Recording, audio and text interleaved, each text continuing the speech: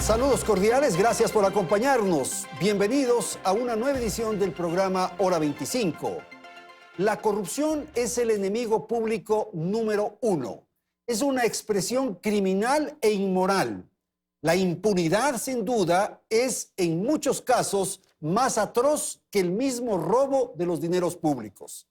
No se puede entender que haya personas que lucren y se beneficien de la venta, por ejemplo, con sobreprecio, de las fundas de los cadáveres con oportunidad de la pandemia. ¿Cómo concebir que legisladores se engañen con una supuesta discapacidad para beneficiarse de exoneraciones arancelarias? No es posible que se despilfarre 2 millones de dólares en una refinería que nunca se construyó. Nuestros invitados esta noche en el estudio central de Teleamazonas, gracias a Juan Cubi. Él es integrante de la Comisión Nacional Anticorrupción. Saludo a Luis Verdesoto. Él es el secretario anticorrupción del gobierno ecuatoriano. Fernando Villavicencio. Él es el presidente de la Comisión de Fiscalización de la Asamblea Nacional. Y nos acompaña Michelle Sarmiento. Ella es abogada, especialista en temas que tienen que ver con la lucha en contra de la corrupción.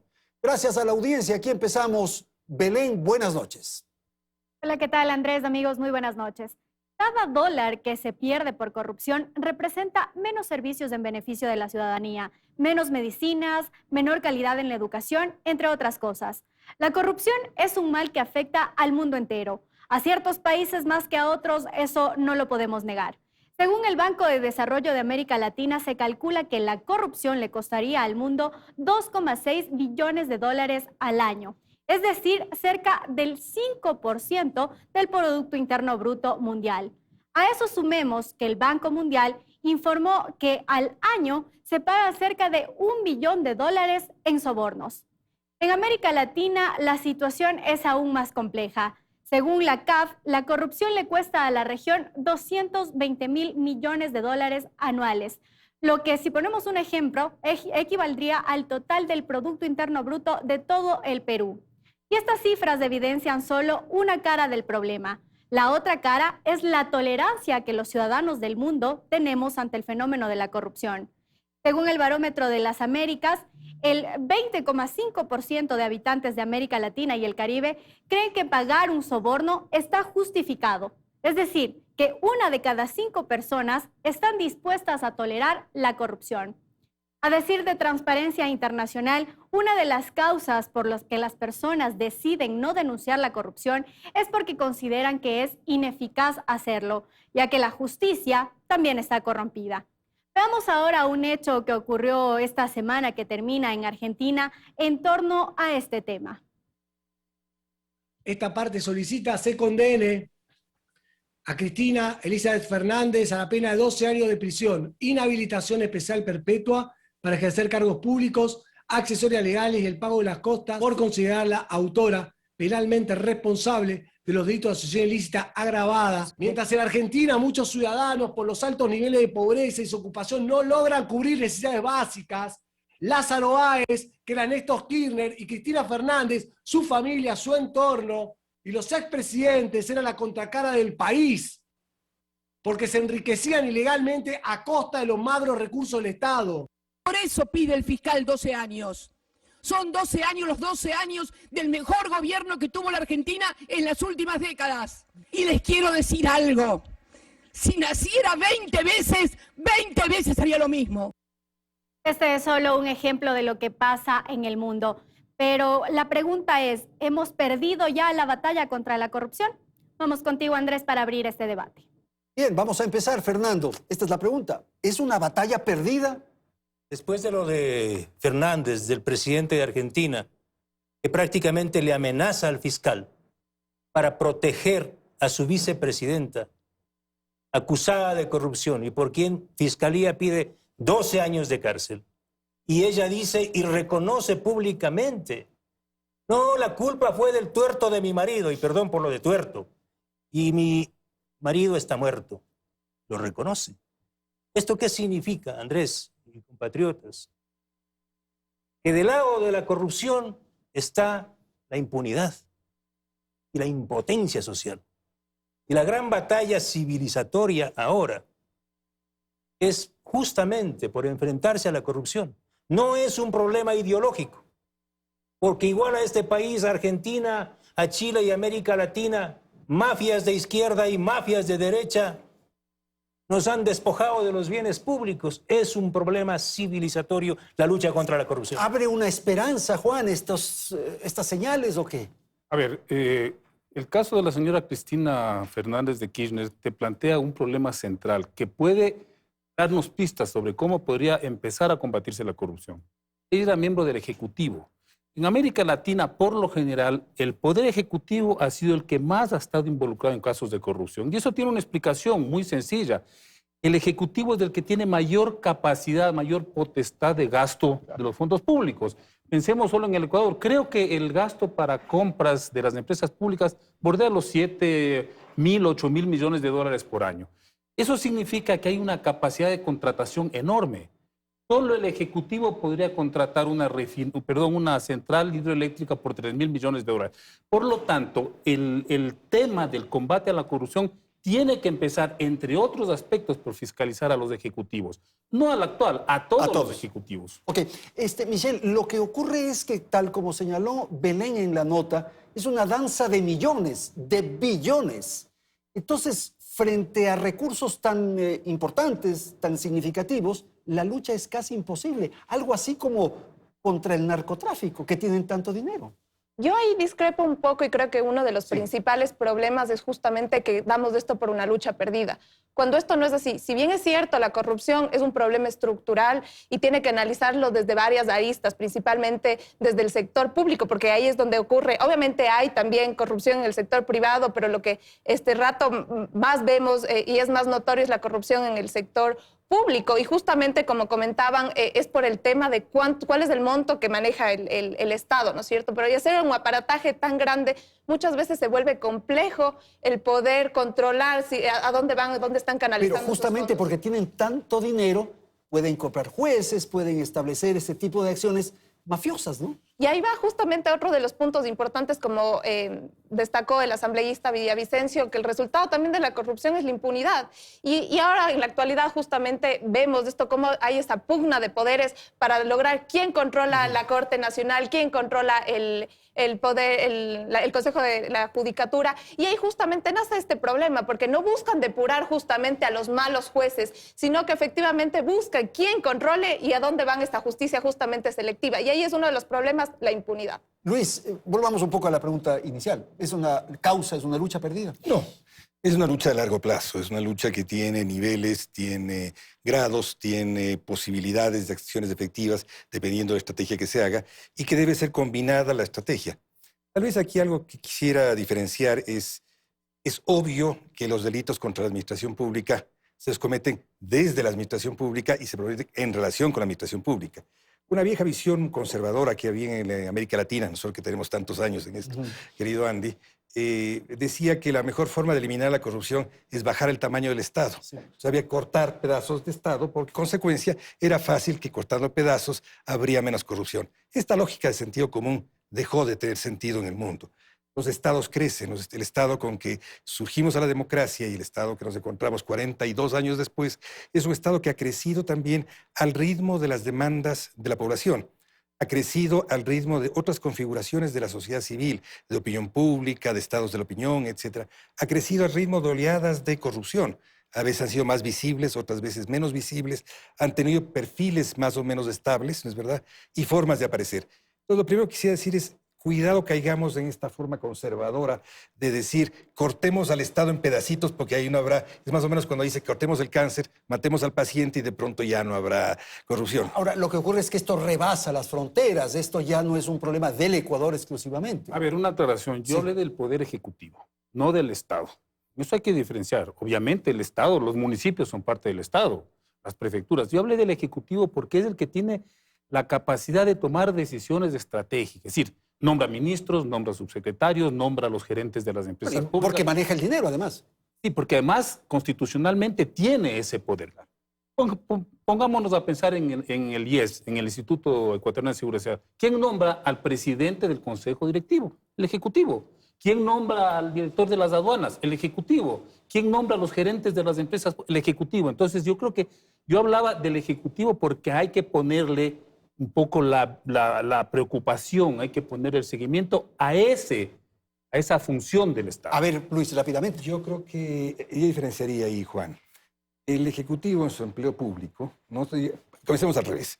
La inversión pública en el Ecuador estuvo concentrada en su 50% durante el periodo del gobierno del expresidente Correa.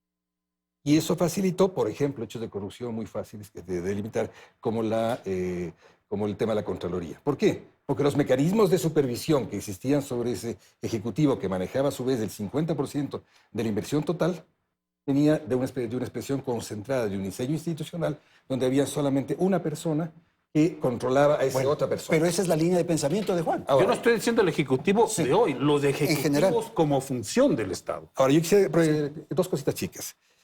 Si tomamos desde el empleo público, ¿no es verdad? El empleo que está concentrado en el Ejecutivo, efectivamente, es la parte más grande. Son 480.000, si las empresas públicas subirán un poco más. Pero probablemente la medición de datos duros de la corrupción entre el Ejecutivo y los niveles subnacionales va a ser diferente. Probablemente.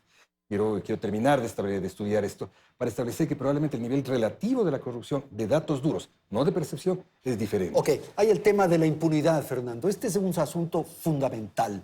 Y el balance de los poderes, en fin, para ir un poco en la línea de lo que estaban señalando sus colegas de panel. O sea, la necesidad de que los balances y los contrapoderes puedan actuar. Bueno, es lo que dice el pueblo cuando se amarra al perro con longaniza.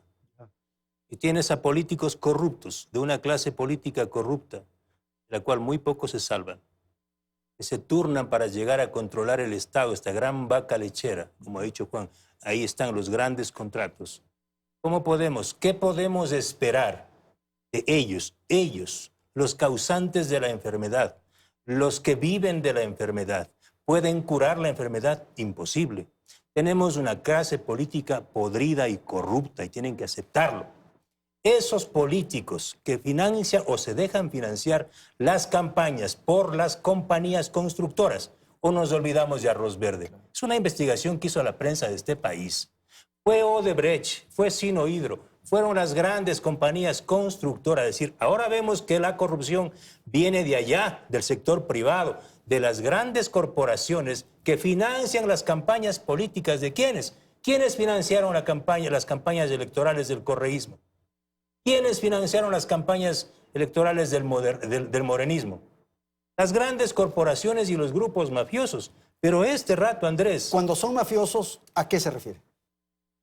Están atrás. Sí, pero yo lo que estoy planteando es que Son probablemente mafiosos no solamente son porque dineros de tiene- las grandes corporaciones. Porque tiene una estructura que se basa, como decía la fiscal Diana Salazar, una estructura delictiva muy parecida a un cartel narco.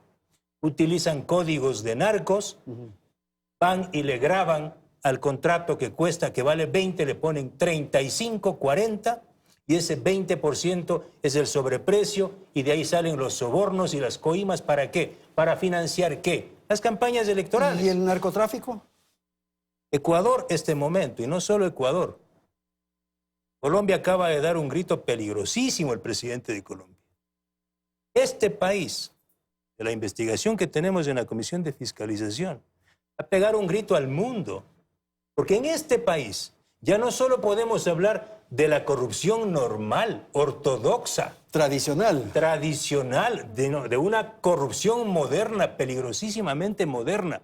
Cuando yo denuncié y puse ante la pantalla de los ecuatorianos la foto de la piscina en Miami, esa foto dice mucho más que 5 o 6 ciudadanos zambulléndose en el agua con whisky caro. Esa foto está hablando del abrazo, del matrimonio de los narcotraficantes con estructuras delictivas que operan dentro del Estado y vinculadas a algo más, a los políticos. Corrupción moderna, dice Fernando.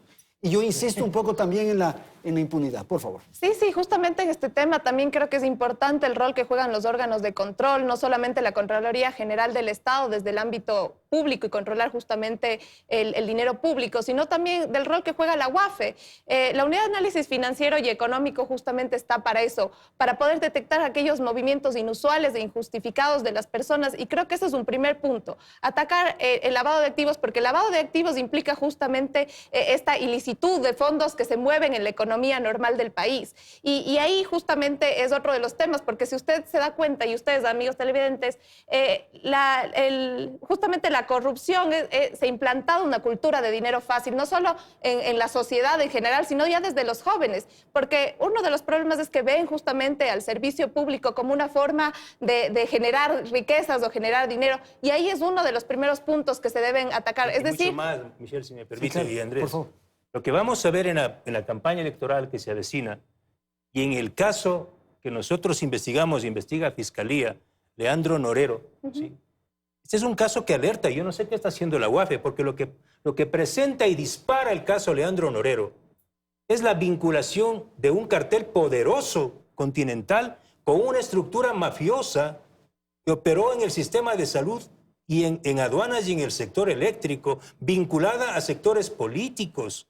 Y parte del dinero de este narco aparece vinculado a operaciones y contratos en gobiernos locales. Es decir, y hay una cosa, es que en países subdesarrollados como el nuestro en general, es mucho más fácil mover dinero ilícito. Entonces, no contamos nosotros con esas estructuras en donde podemos justamente dar con el dinero, porque este es otro problema. O sea, no solamente viene la impunidad, sino efectivamente el recuperar lo robado. Y ahí creo que es un punto muy importante, porque no solamente hace falta voluntad política, sino que efectivamente contemos con un órgano. En Estados Unidos existen ciertas empresas que efectivamente cobran de un porcentaje de lo para que se recuperar. recupera. Exacto, pero yo veo que aquí los gobiernos, no solamente el de turno, sino igual los anteriores, tienen miedo en contratar justamente estas empresas, y hay que buscar justamente cuál es el rastro del dinero. Ok, gracias, Michelle. Luis, lo que ocurre también es lo que refería Belén en la introducción, que la ciudadanía ya ve esto como algo normal, hemos normalizado. Ya no denunciamos, está bien, así mismo es. Mira, yo voy a hacer, para dar un giro a tu pregunta y volver sobre el tema que ellos están planteando, pues, ¿verdad? Ecuador tiene en este momento un riesgo altísimo de contaminación del narcotráfico en la política. Hace 4 años yo elaboré un informe que está en la Fiscalía, en el cual se mostraba cómo las provincias, cantones y parroquias costeras había una alta penetración, no es verdad, no fue cuantitativo global, sino fue cualitativo el análisis, sobre ciertas tendencias de narcotráfico que pretendían controlar el territorio. Controlaban el mercado laboral, controlaban el mercado de bienes, ponían las mejores obras de infraestructura y controlaban los alcaldes desde fuera. En este momento en que la disputa entre fracciones de narcotráfico ha sido exportada de México e importada por Ecuador, las estructuras de narcotráfico ya compiten en cada uno de los espacios una contra la otra. Esto implica que ya no solamente deben controlar candidatos, deben ser candidatos. Esto da un cambio notable. Si tú ves en las diferentes tipologías de delito, y para eso hay que estudiarlo, ¿no es verdad? Las diferentes tipologías de delito, existen lo que se llama el modelo Medellín, lo que se llama el modelo mexicano, etcétera, y diferentes estrategias con las cuales se las tratan. El tema central en este rato está en que al haber dado un salto la competencia por el control del territorio entre diferentes grupos importados, generalmente carteles colombianos y mexicanos, se ha cambiado también el perfil de la lucha contra el narcotráfico allí. ¿Qué implica esto?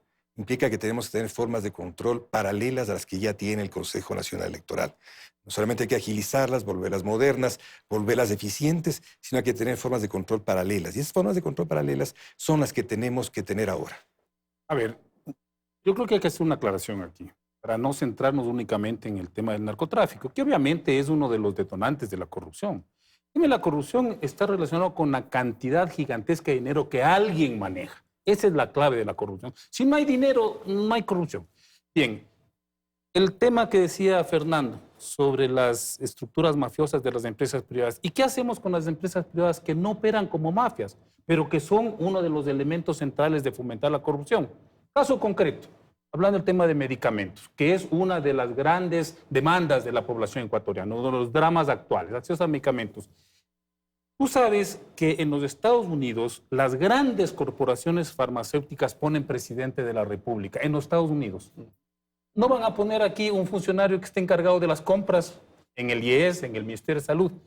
¿Qué es lo que opera detrás de eso? Una lógica de un sistema que para hacer negocios recurre a cualquier tipo de argumento, a cualquier tipo de mecanismo, ¿sí? Y ahí operan también estas corporaciones que aparecen públicamente como un dechado de virtudes empresariales y por debajo están fomentando lógicas corruptas. Por ejemplo, el gasto, si se hace una investigación sobre el gasto excesivo, innecesario, el gasto sobredimensionado de medicamentos, se va a encontrar rápidamente el hilo que conduce a dónde, a estos gigantescos grupos de empresariales, transnacionales todos. Tengo que hacer una pausa, vamos a ir a la publicidad, enseguida retornamos, segunda parte de Hora 25.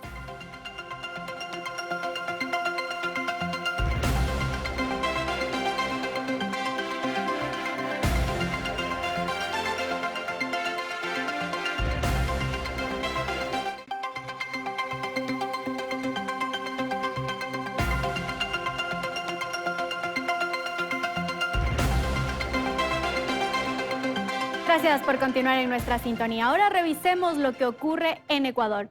En nuestro país, la mayor parte de ciudadanos creen que la corrupción está generalizada en todos los ámbitos y todas las esferas. Según el Barómetro de las Américas, el 88,1% de los ecuatorianos cree que por lo menos la mitad de los políticos está involucrada en actos de corrupción.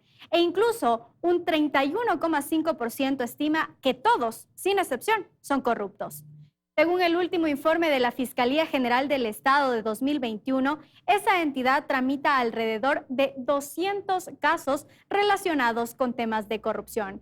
En 2021, la Unidad de Transparencia y Lucha contra la Corrupción lastimosamente solo logró recuperar $1 millón del dinero que mueve la corrupción. Y aquí lo que cabe también es señalar que tampoco todos los procesados han rendido cuentas ante la justicia. Mencionemos ahora solo algunos de los más grandes casos de corrupción de los últimos años para hacer un poco de memoria. El caso Odebrecht, que ya se había mencionado en el bloque anterior, es considerado uno de los casos de corrupción más grandes de la historia, no solo del país, sino de América Latina. Según la Fiscalía, este caso habría movido $14,6 millones.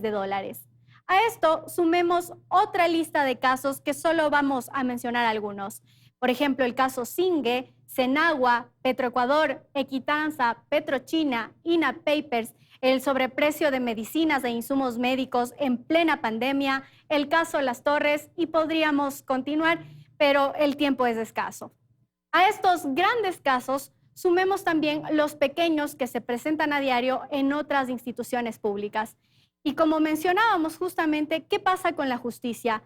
La impunidad es un tema que precisamente hace que la gente no confíe en denunciar los hechos de corrupción. ¿Qué hacer entonces en un país que tiene alta tolerancia a la corrupción y cree poco en las instituciones de control? Vamos contigo, Andrés. Luis, lo que ha señalado Belén pone en evidencia lo que ocurre en el Ecuador, pero daría la sensación de que es un problema que no solamente sucede en el país, es un problema mundial. Así es, tienes un nivel de globalización extremadamente alto que hace que la rápida contaminación de problemas de corrupción internacional en lo nacional.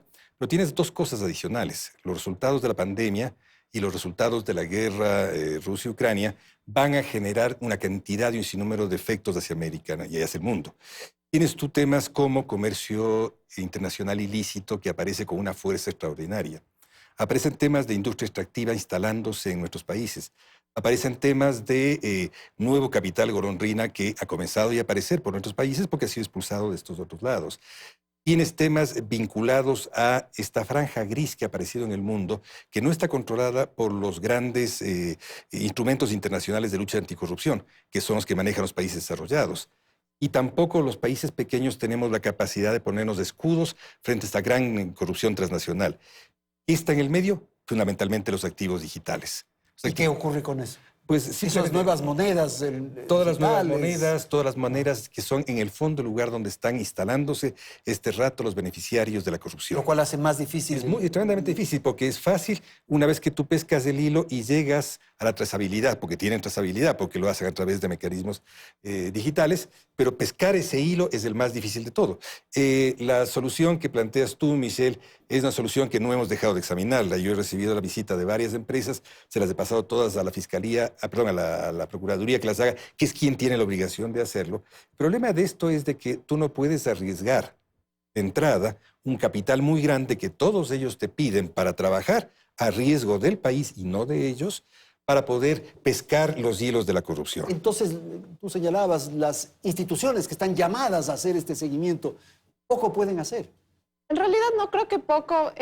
La corrupción sí socava el Estado de Derecho, efectivamente, pero las instituciones, no podemos nunca intentar que un aparataje tan grande como el Estado no puede irse en contra de estas mafias que, si bien es cierto, ya están también dentro del gobierno como tal, es muy difícil también sacarlas, pero como le decía, no va más allá de una decisión política de querer luchar contra la corrupción, sino es efectivamente de crear medidas y tener una política de Estado justamente que luche y trate de... Porque esto no es algo que se va a acabar de la noche a la mañana, sino efectivamente es un proceso largo. Ese es el problema. O sea, le estamos pidiendo a un Estado, al diablo que se corte las uñas a sí mismo. Pero es que justamente ese Estado que está sin instituciones, que está en una Es un condición Estado tan... corrupto. Porque está corrompido Es por un estos Estado sectores. delincuente.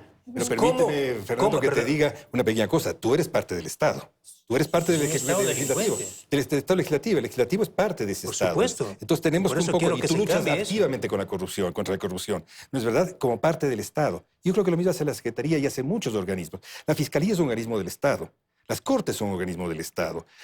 Necesariamente la Procuraduría es un organismo del Bueno, Estado. pero las instituciones del Estado son las que están complicadas. Pero pues. por eso yo vuelvo a insistir, porque en la experiencia nuestra hay que apuntar, hay que empezar apuntando al Ejecutivo, que sería el que tiene la mayor capacidad de tomar decisiones. Por ejemplo, la transparencia, que es una obligación. ¿Por qué no se hace transparencia desde el Ejecutivo? Nosotros desde la Comisión Nacional Anticorrupción hemos solicitado en varias veces, en el gobierno actual inclusive, que nos proporcione información pública. Por ejemplo, sobre el plan de vacunación. ¿Dónde están los contratos? ¿Cuánto se pagó por cada vacuna? ¿A quién se contrató? No nos proporcionan. ¿Qué miedo hay detrás de esto, de que no se pueda dar a la comisión una información para que pueda decir, señores, está bien, esto se hizo así, esto se hizo mal, esto se hizo bien?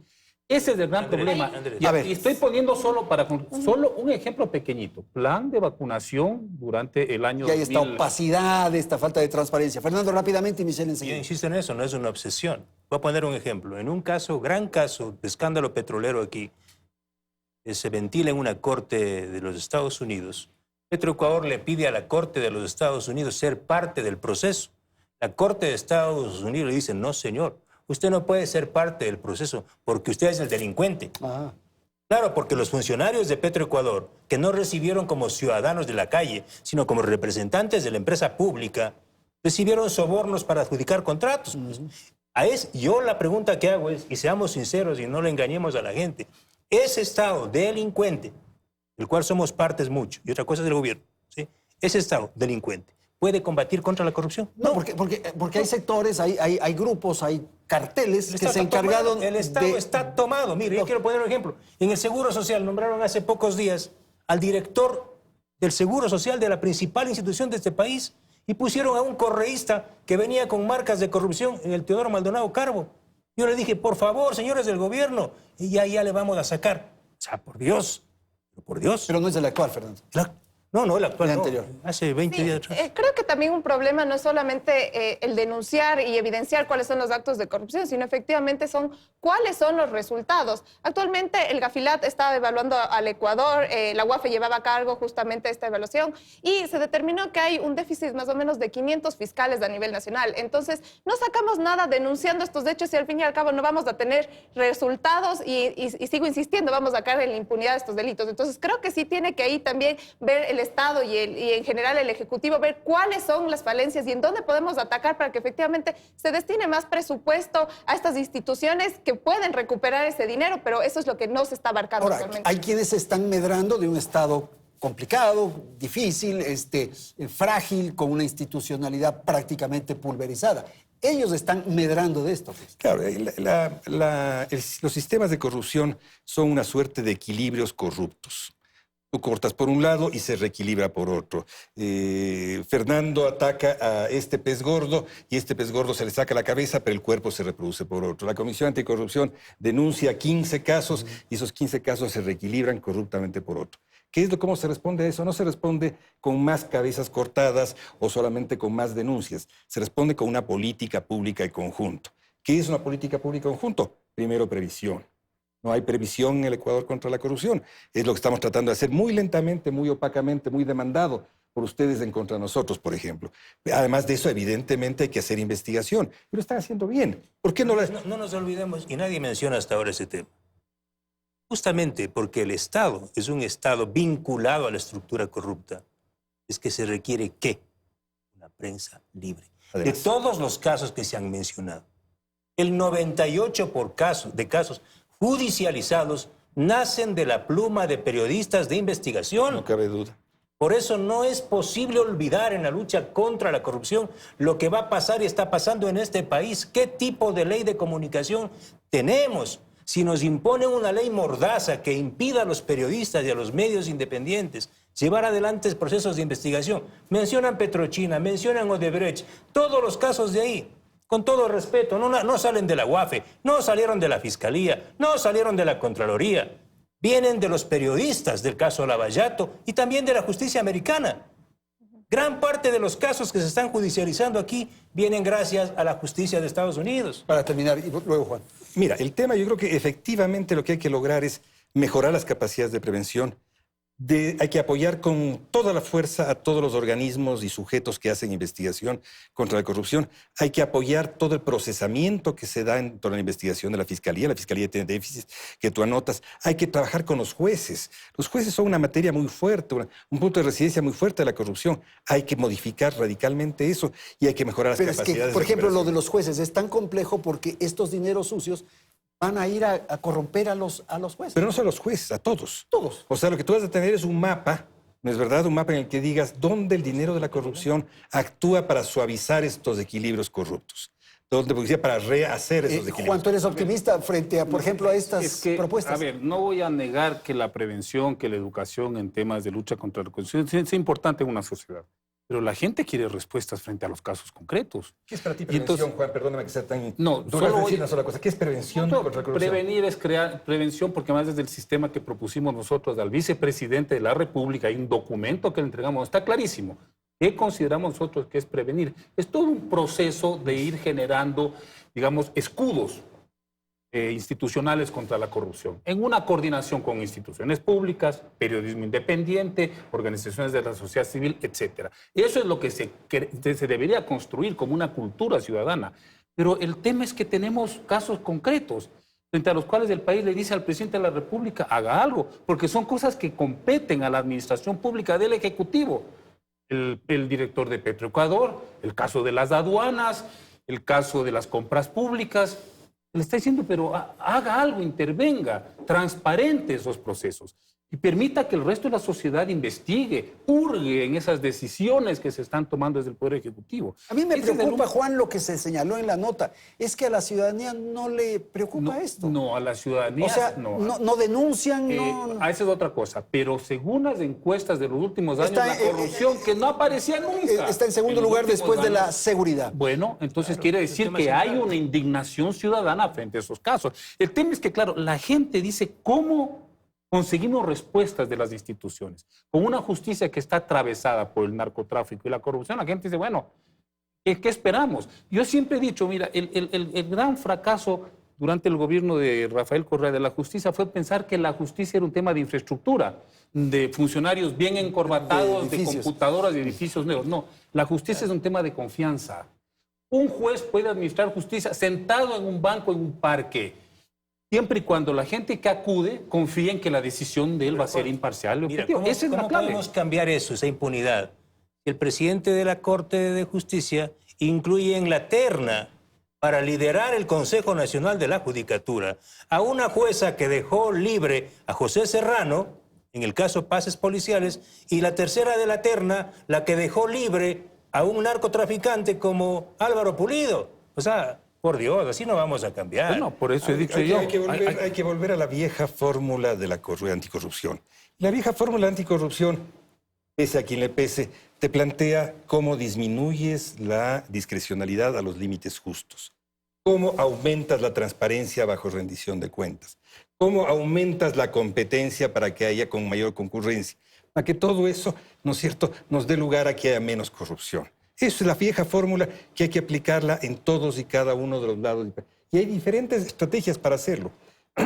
Y yo creo que lo fundamental está este rato en que no nos pisemos la cola. Y vamos a tratar de pisar la cola permanentemente al Ejecutivo como el responsable de todo, que es la vieja fórmula para ver la política ecuatoriana, terminas dejándole sin rol y presencia sólida a la Fiscalía, a los jueces, a quienes hay que atacar como puntos centrales.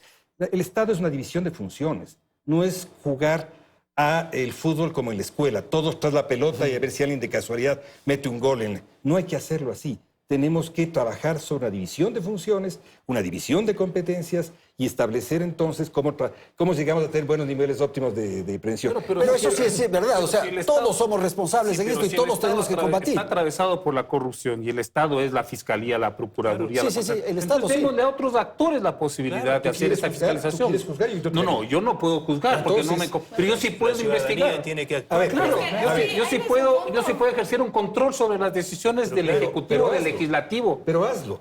El tema, lo que pero si eso hacemos. Eso es lo que hay que hacer. Pero tú lo que no puedes hacer es decir, si es que los juzgados están haciéndolo mal, yo me voy a hacer cargo del juzgamiento. Es una sociedad. Bueno, pero eso no ha dicho Juan tampoco. Por favor, no vas a defender Hay un eso. punto también importante que yo considero es que me pregunto, sobre todo como joven y como interesada, no solamente en la política, sino en general, qué es lo que pasa dentro del Ecuador. Creo que estamos también dejando de lado a la sociedad civil y cuál es el rol, no solo de los jóvenes para el futuro, sino efectivamente de toda la ciudadanía en el momento, porque acordémonos, es tan corrupto el que ofrece como el que recibe, ¿no es cierto? Entonces, este rato, claro, la corrupción está encaminada simplemente a ver al funcionario, el que recibe, pero ¿qué pasa con la ciudadanía? Juega un rol muy importante, porque si yo no ofrezco, si yo no doy este dinero, no se cumple este ciclo de corrupción. Entonces, yo sí me pregunto el gobierno, ¿qué está haciendo también en la implementación de los jóvenes que son justamente el futuro del país? ¿Qué estamos haciendo? Y sobre todo, ¿cómo nos estamos involucrando nosotros los jóvenes para poder dar de baja estas prácticas corruptas? Ahora, Fernando, lo que ocurre es que cuando decimos el Estado son todos y no es nadie. Entonces habría que empezar. Esa entelequia que hay que destrozarla y ser sinceros. Por ejemplo, vamos a casos puntuales, Luis. El gobierno tiene una deuda, no actúa rápidamente en casos evidentes de corrupción.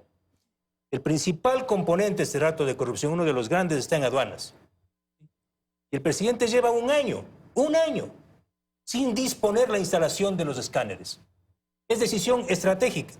Si el Estado ecuatoriano quiere delegar esa responsabilidad al sector privado, va a amarrar otra vez al perro con longaniza. El Estado debió ya, el gobierno debió ya comprar los escáneres, instalar en los puertos y aeropuertos y luego cobrar las tarifas. ¿No está hecho eso ya o este rato? Mire, acaba Estados Unidos. No está instalado. Ya no instalado, no, evidentemente no. Pero, por está favor, acordado. No existen los escáneres. Los escáneres no están en este rato, evidente. Pero la decisión el 90%, Luis, el 90% de la droga que sale de este país sale por esos 3 puertos.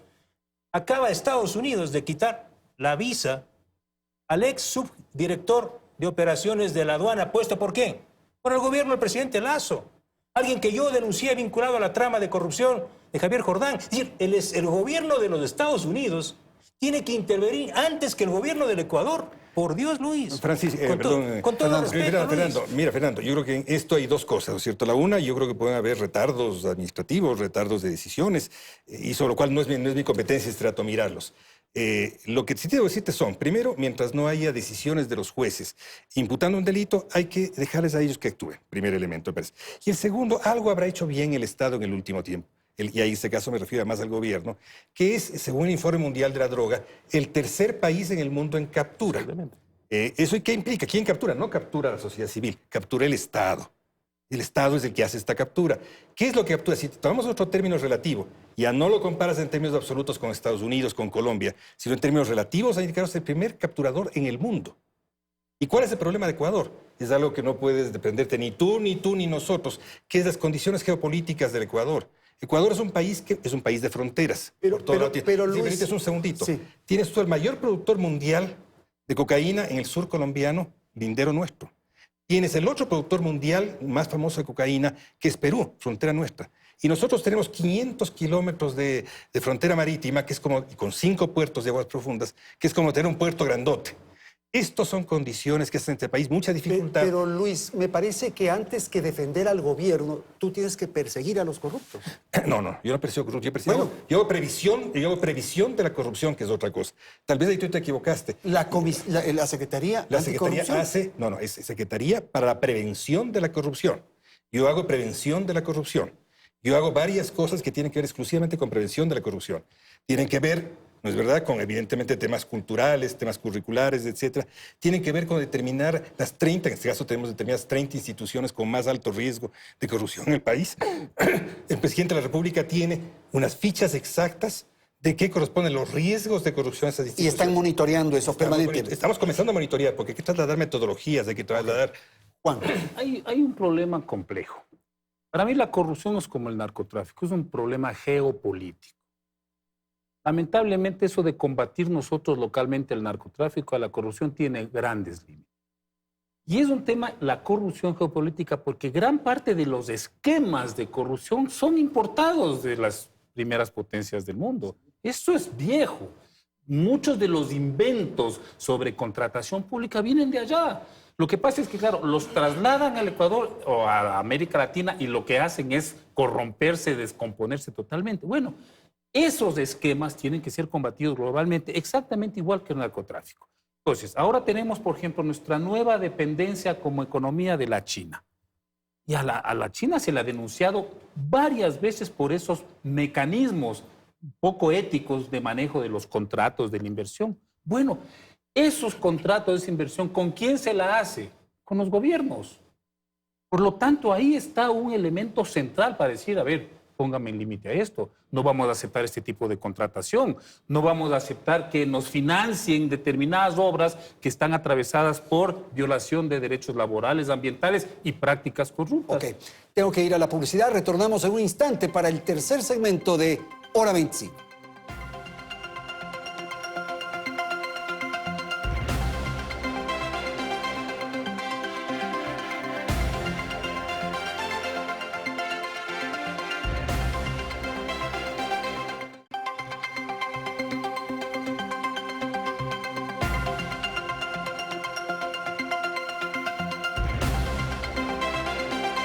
Bien, vamos entonces con la parte final de nuestro programa. Voy a dar la palabra a Michelle para conocer su apreciación respecto a la forma en que se puede luchar. Ya se ha dicho varios elementos, se ha puesto en consideración varias ideas, pero me parece que hay que empezar por algo. Y quiero recoger lo de Fernando Villavicencio en la intervención anterior. Quienes organizan esto son los políticos. Y si no atacamos ahí los partidos políticos, por ejemplo, los movimientos políticos, poco podemos avanzar. Sí, yo creo que el primer punto va a ser determinar efectivamente quién perjudica, y cuando tengamos claro que los perjudicados frente a la corrupción somos todos los ciudadanos, porque se juegan justamente, no son fondos públicos, son fondos que los ecuatorianos hemos destinado para ejercer. Pero cuando obras. sepamos dónde está el problema, ahí podemos empezar, ¿no le parece? Sí, exactamente. Y como le dije, esto es, para mí justamente la corrupción es un cáncer en donde efectivamente si no se ataca el problema Exacto. principal, se expande durante todo el cuerpo. Y justamente ahí es donde viene, es la importancia justamente de que tengamos instituciones y órganos de control sólidos que efectivamente detecten. Pero ¿quiénes hacen esos organismos y esas instituciones sólidas? Los políticos. Los políticos, efectivamente, y por eso ahí viene también el rol de la ciudadanía en determinar quiénes son los políticos que yo elijo, y ahora en febrero justamente vamos a ver, porque el resultado de toda la corrupción también depende de la ciudadanía, de a quiénes eligen. Sin necesidad de satanizar, porque a veces generalizamos porque hay políticos y políticos, pero sin duda ahí está el germen. Fernando, por favor. Todo se resuelve en la política. Finalmente es así. Así es. Por eso pensamos en Singapur. ¿Por qué Singapur? O yo recuerdo siempre una vieja frase, yo era pequeño, de Carlos Julio Arosemena. ¿Cómo se va a cambiar este país? En los entierros. Este país finalmente necesita 4 sepelios de lujo. Puede ser esto una metáfora terrible, Pero este país, la corrupción de este país solo se puede cambiar así. Bueno, ahora Una han cirugía. aumentado, pero han aumentado ya. Ya no Sí, son solo con 4. paños ya, puede ser unos 200. Por lo menos. Claro, y cuando yo antes me refería, y en el espacio, a Luis, de que todos tenemos que hacer causa común para enfrentar la corrupción, ¿sí? Más allá de los odios o afectos con el gobierno, la prevención de la corrupción es clave. Y tu rol es supremamente importante. Puedo hacer hasta una broma. Parte de los escáneres que van a comprar, se deben comprar para los puertos y aeropuertos, pongan un gran escáner en Carondelet. ¿Para qué? Para que perfilen bien y vean bien los antecedentes de quienes van a ocupar los cargos de representación y a gerenciar las principales empresas públicas de este país, la seguridad social, Petroecuador, el sector eléctrico. Y lo otro, yo estuve presente, Luis, cuando el presidente se presentó el plan anticorrupción. La puerta de entrada a la corrupción es el conflicto de intereses. Ese lazo que no se ve, que roza la sangre con el corazón. ¿Sí? El conflicto de interés. Claro, yo tuve una empresa hasta 3 horitas antes de firmar el contrato o mi nombramiento. Bueno, Ese es el problema. el sector privado. Es que no podemos obviar aquí pues la responsabilidad del Por sector supuesto. privado. Si el más grande caso de corrupción, Odebrecht no es solamente lo que está denunciado, 3.000 millones de dólares de inversión en los 20 años anteriores, previo al gobierno de Correa. Bueno, es una empresa privada transnacional. Porque si no hay esa cantidad de plata, si no hay esa connivencia entre el funcionario y el empresario que tiene el interés en un contrato, no hay corrupción. Así de simple. Por lo tanto, el escáner también habría que poner en otros sitios de este Muchos país. escáneres. No solamente Pero el contrato para los Palacio de escáneres Gobierno. también va a ser millonario. Luis, por favor. Yo creo que, a ver, voy a aprovechar tu... Bueno, y también la ley de extinción de dominio, que Ah, efectivamente también, es muy tienes razón. importante la ley de extinción de dominio para ver efectivamente cómo la aplican y si de ahí también logramos Pero, recuperar. por y esa pues, es responsabilidad de los políticos. Claro. Sí, Ahora, la claro. decisión de dominio no salió en el grado idóneo con que fue enviada. Y la decisión de dominio tiene una serie de problemas, no obstante los cuales hay que aplicarla, ya está el reglamento, ustedes saben que ya está vigente, y que este rato está socializándose con todo el mundo para que los jueces aprendan a aplicarla. Porque una ley nueva no pueden aplicar, hay una ley que tiene además una característica clásica en América Latina, lo tienen otros países también, en que se invade el tema, entre comillas, de la propiedad privada, de la calificación de otro nivel de la propiedad privada. Esto se le hizo en este gobierno, ¿no es cierto? Y creo que un acto de centrización de su política de mejor modo. Ahora, me permite utilizar tu programa para dar a conocer algo que va a ocurrir en las siguientes horas. En las siguientes horas, el gobierno, con otras instituciones del Estado, remitirá una ley de conflicto de interés. Esta ley de conflicto de interés tiende a ser básicamente lo que yo diría que es la matriz de la política anticorrupción del gobierno. Está allí. ¿Qué comprende esto? Comprende fusionar una declaración de interés con las fichas de declaración de patrimonio y establecer cuándo pueda haber un quebrantamiento temprano de la ley por parte de los funcionarios. Esa función de escáner que están pidiendo ustedes, esa función comienza a cumplir esta ley. De allí se pasa a una serie de elementos de sanción, de juzgamiento, de automatización del control del interés. El interés es muy complejo de trabajar, no solamente se lo trabaja desde el patrimonio, se lo trabaja desde la información. Mucho más daño hace quien tiene una visión de información y la filtra al lugar adecuado que el mero hecho de tener un patrimonio y perseguir ese patrimonio. Entonces, esta ley, que es una ley yo creo que hecha con mucha finura, con mucho criterio, con mucha asesoría internacional, ha logrado yo creo que tener un buen nivel. Vamos a ver ahora, hoy día vamos justamente a conversar con el Contralor de la forma como la vamos a presentar. Creo que este es un elemento Michelle, central. ¿qué te parece? Vamos a hacer una última ronda, por favor, Michelle. Sí, también no quiero dejar de mencionar también la importancia que tiene revisar ahora, estamos próximos, están en evaluación los jueces anticorrupción que se van a encargar justamente de los temas más trascendentales e importantes de corrupción y de justamente de fondos estatales. Entonces ahí también es un punto muy importante que tenemos que ver porque efectivamente ellos son quienes van a administrar justicia y vamos a ver resultados o no también, no podemos dejar. Mira, por ejemplo, perdón, ese es un caso muy preciso de cómo debe funcionar la función ejecutiva en relación judicial. Los fondos para el funcionamiento de los jueces han sido dados por la cooperación internacional y por el gobierno central. Y esa es una forma de hacerlo, contribuir con fondos para fortalecer, pero con absoluta independencia. Sin a los dejando jueces. de lado la independencia judicial. Sin someter, De los pues, poderes En absoluto general. hemos tocado en eso, pero se han dado los fondos correspondientes a que esos juzgados funcionen. Eso ojalá funcione así. Ojalá. Ojalá esos jueces salieran de otros fondos que no tengan que ver directamente con el Ejecutivo. Así debería funcionar la independencia de la función Bueno, pero eso está judicial. diciendo Luis, que no son del Ejecutivo, son de, No, de están conseguidos aportes. por el Ejecutivo y la cooperación internacional. Cooperación. Bueno, no, eso es una pequeña Tal vez que suspicacia. el Mire, narcotráfico sería difícil, ¿no Yo- es cierto? Yo creo que aquí, entiendo que ya estamos finalizando, dos elementos creo que son claves y que podrían ayudar muchísimo a esto. Primero, una decisión del Ejecutivo, del Poder Ejecutivo. Yo no estoy obviando que en las otras instancias del Estado exista corrupción y haya que intervenir. El Ejecutivo podría generar decisiones que contribuyan. Y segundo, el sector privado.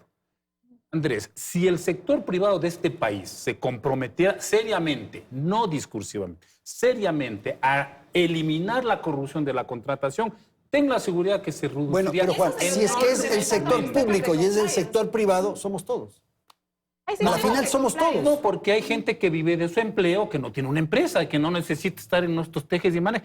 La mayor cantidad de la gente de este país tiene una pequeña empresa familiar que no entra en contratos ni en Bueno, contubernios. pero también hay que ser correctos ahí, pues, Sí, ¿no es sí, cierto? obvio, pero sobre todo la gran Siempre empresa llegamos al que mismo hace la punto, contratación. Siempre llegamos al mismo punto, al tipo de políticos que tenemos. Que depende del tipo de políticos que tenemos, la madurez de un Estado, de una sociedad, el tipo de autoridades de control que ponemos. Y siempre llegamos a eso, por eso es muy importante lo que entiendo también el gobierno y otros sectores anunciarán en las próximas horas, que es al fin ir a una consulta popular para intentar mejorar la calidad de los legisladores que son quienes hacemos, fiscalizamos y hacemos leyes para mejorar la calidad de este parlamento decadente que tenemos y para además garantizarle a la sociedad ecuatoriana que ese trino, ¿sí?, de disparos, de violencia, de terror, que el Ecuador advierte la historia de Colombia y de México, ¿sí?, planteándonos con valentía la extradición de los narcotraficantes. Ok. Para mí eso es muy importante. 30 segundos cada uno, un mensaje final. Con usted, Michelle. Claro, es importante la concientización que existe no solamente en los jóvenes, sino en la ciudadanía en general, para poder determinar qué es corrupción primero y efectivamente no dejar en la impunidad, porque un paso importante siempre va a ser la denuncia y la vigilancia que podamos tener los ciudadanos frente a los demás órganos o instituciones del Estado, y también el rol importante que juegan los órganos de control, principalmente la UAFE y la Contraloría Ok, General. 30 del Estado. segundos, Juan. Creo que el mayor desafío de este país es recuperar la confianza en las instituciones, que la gente crea en las instituciones del Estado. Y esa es una tarea dificilísima. Pero yo, mientras tanto, creo que hay otras instituciones, no del Estado, de la sociedad, que pueden de alguna manera ganar y generar esa confianza.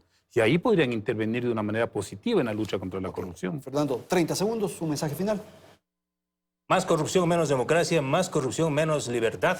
La propuesta es ser causa común por un periodismo libre, más investigación, ciudadanía más y mejor informada e insisto, mejores políticos. No es difícil. Yo creo que hay que comenzar algún rato a devolverle confianza al Estado y a la tarea conjunta en la lucha contra la corrupción. La lucha contra la corrupción no es una tarea única ni del gobierno ni de la función ejecutiva. Es una tarea del conjunto, de la sociedad, de las ONGs como las que están acá, ¿no es cierto? Es preciso que todos hagamos una construcción nueva de lo público, donde tengamos fundamentalmente superar el problema básico del Ecuador, que es la pérdida de responsabilidad de los sujetos. Todos no somos responsables, todos evadimos la responsabilidad. Unos evaden la responsabilidad evocándose a la Contraloría, otros evaden la responsabilidad evitando responsabilizarse a sí mismo de lo que hay que hacer. Todos hagamos una cooperativa general en la que todos nos respetemos la división de trabajo que tenemos, la división de funciones que tenemos, la división de competencias que tenemos, la sociedad haga lo que tiene que hacer, el Estado haga lo que tiene que hacer. Yo confío muchísimo en lo que está haciendo la función parlamentaria en la Comisión de Fiscalización. Es lo que tenemos que hacer. Esto no hace nada. Yo he sido preciso en lo que he dicho. Preciso en lo que he dicho. Y yo creo que es esto. Invoquemos a la confianza. Muchísimas gracias a quienes han estado en el estudio de Teleamazonas. Gracias a la audiencia. Felicidades. Hasta la próxima semana.